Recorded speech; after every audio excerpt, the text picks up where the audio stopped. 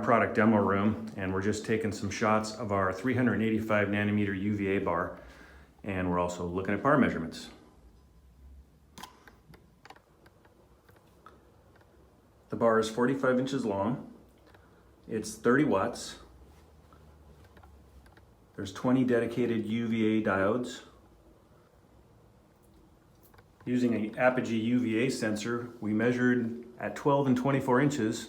At 12 inches, it's running at 320 micromoles of UVA energy, and at 24 inches, 120.